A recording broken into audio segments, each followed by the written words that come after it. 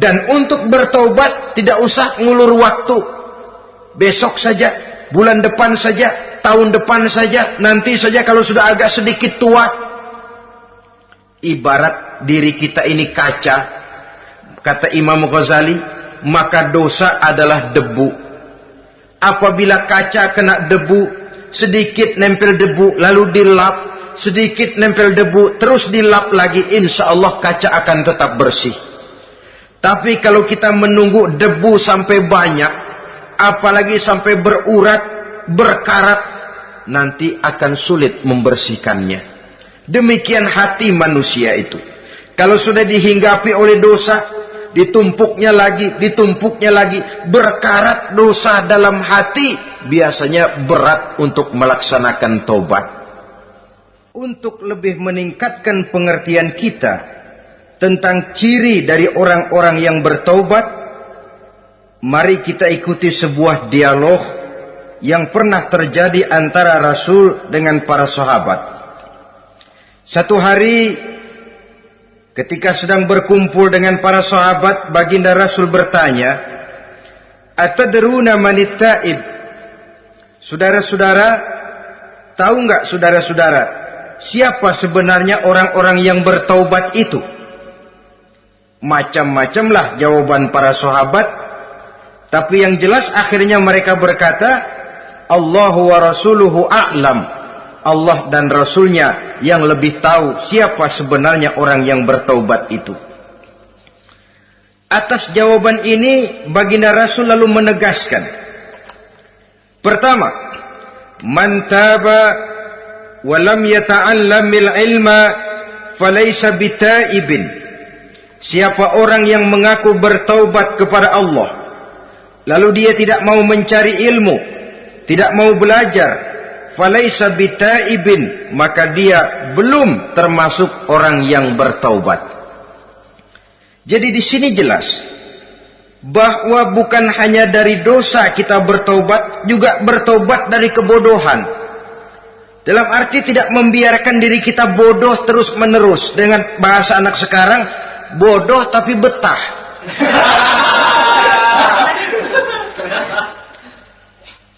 Orang yang mengaku bertaubat tapi tidak menggali ilmu, tidak mau belajar, tidak mau mencari ilmu, tidak hadir di mana majelis taklim, belum dianggap taubat yang sebenarnya. Jadi grafik orang yang taubat itu kelihatan dari kesungguhannya mencari ilmu, menghadiri majelis taklim, menghadiri kuliah-kuliah, ceramah-ceramah dan diskusi-diskusi keagamaan. Rakus dia dengan ilmu pengetahuan agama, sehingga dengan ilmunya taubatnya semakin mantap. Ini ciri yang pertama. Lalu beliau bersabda lagi, wa man taba wa lam yazdad fil ibadati falaysa bitaibin. Barang siapa yang mengaku bertaubat tapi ibadahnya tidak tambah-tambah, maka dia belum termasuk orang yang taubat. Orang yang bertaubat ada grafik peningkatan ibadahnya. Jadi kalau mulutnya taubat, minta ampun, tapi ibadahnya gitu-gitu aja, belum merupakan taubat yang sebenarnya. Jadi pada saat dia melaksanakan taubat, memproklamirkan diri untuk kembali ke jalan Allah, nilai ibadahnya meningkat.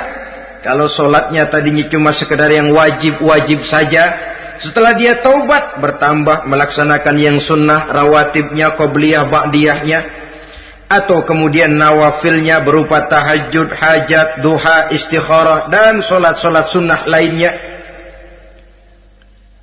Jadi kelihatan dari peningkatan ibadahnya. Ini ciri yang kedua. Yang ketiga kata Nabi lagi, wa man taba wa lam yardal khusama falaysa bitaibin.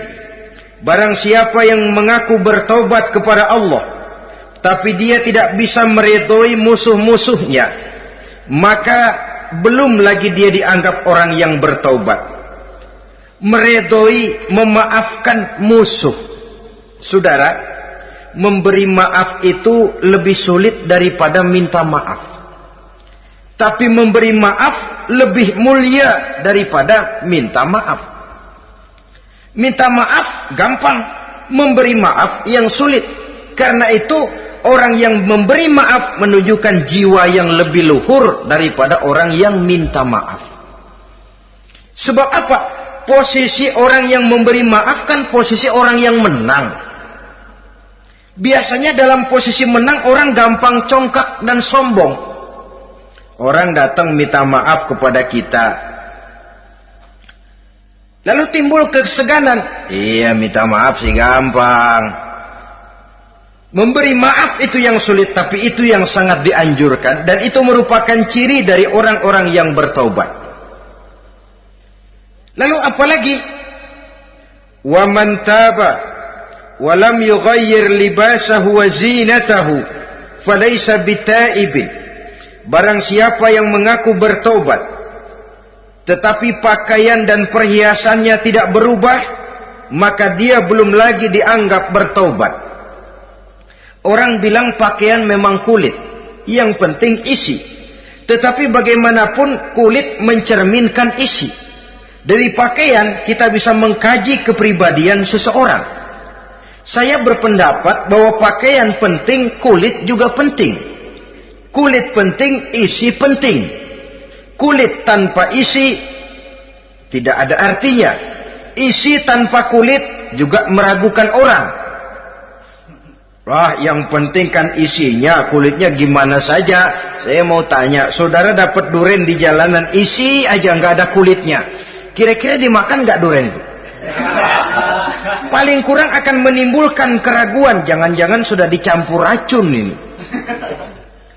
Jadi dengan demikian orang yang bertaubat ini kelihatan dari cara berpakaian, cara berhias diri, tidak over. Dia kembali kepada fungsi berpakaian. Dalam Islam kan sesungguhnya fungsi pakaian itu yang paling utama. Pertama, nutup aurat. Itu ukurannya. Yang kedua, pantas.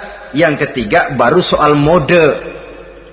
Di zaman kita sekarang terbalik. Mode nomor 1, pantas belakangan, nutup aurat apa tidak nomor 16.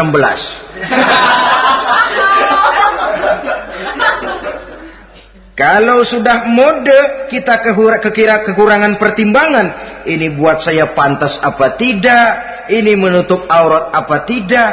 Kita balik. Padahal fungsi berpakaian dalam Islam tujuan utamanya. Pertama, nutup aurat. Biar modenya mutaakhir, ciptaan Pierre Cardin sekalipun. Kalau memang tidak nutup aurat, ya hukumnya masih belum berpakaian. Atau juga ukuran yang kedua, pantas. Yang orang lain pantas kita pakai, belum tentu kita pantas.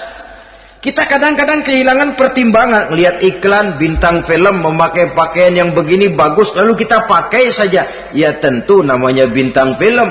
Kadang-kadang pakaian untuk show dipakai buat kondangan. Akhirnya habis sekampung orang nonton dia. Ya nggak pantas toh, nggak wajar. Saudara hadirin yang saya muliakan, orang yang bertobat kelihatan dari pakaian dan perhiasannya. Kalau sudah memakai perhiasan, ya sekedarnya saja. Tidak lalu dengan niat supaya orang tonton, supaya orang lihat, supaya orang tahu dia kaya, supaya timbul decak kagum, asal dia lihat orang lalu wah. Kalau sudah diwahi lalu senang. Saudara hadirin yang saya muliakan, kemudian kata Nabi lagi, wa man taba wa lam yubaddil ashabahu falaysa bitaibin. Siapa yang mengaku bertaubat tapi pergaulannya dari itu ke itu saja, seperti itu juga, tidak mengalami perubahan, maka dia belum lagi dianggap bertaubat. Kalau taubat kita dari judi, jangan bergaul lagi dengan penjudi. Dalam arti jangan berkumpul di majelis judi. Ah, saya sih udah tobat nggak main judi, tapi ngumpulnya di situ terus. Ya bagaimana? Pada akhirnya toh akan terseret juga. Saudara hadirin yang saya muliakan, jadi dengan demikian lingkungan juga sangat besar pengaruhnya dalam kriteria orang yang bertaubat. Selanjutnya Nabi bersabda, "Wa man taba walam yughayyir khuluquhu falaysa bitaibin." Siapa yang mengaku bertaubat tapi akhlaknya, budi pekertinya tidak mengalami perubahan, maka orang itu pun belum dianggap bertaubat. Ini juga konkret. Orang yang bertaubat kelihatan dari akhlaknya. Kalau kemarin sama orang tua songong, kurang ajar, nyelongcong, maka setelah taubat dia berakhlak kepada orang tua. Kalau kemarin kepada anak muda menindas, tidak senang kepada anak muda yang maju, setelah dia taubat dia bisa menyayangi kepada anak-anak muda. Akhlak ini lain dengan adat, istiadat. Adat biasanya hanya memandang yang lahir, sedangkan akhlak zahir batin dipandang. Contoh, seorang anak muda kalau lewat di depan orang tua membungkukkan badan, menurut adat dia sudah sopan. Tapi menurut akhlak belum tentu berakhlak, tergantung kepada niatnya apa membungkukin badan. Permisi apa ngina? Kan mungkin saja orang membungkukkan badan lewat di depan aki-aki karena menghina, sebab aki-aki itu badannya udah bungkuk. Jadi gerakan zahir yang baik yang diiringi dengan niat yang baik, itulah cerminan daripada akhlak. Kalau adat terlepas dari soal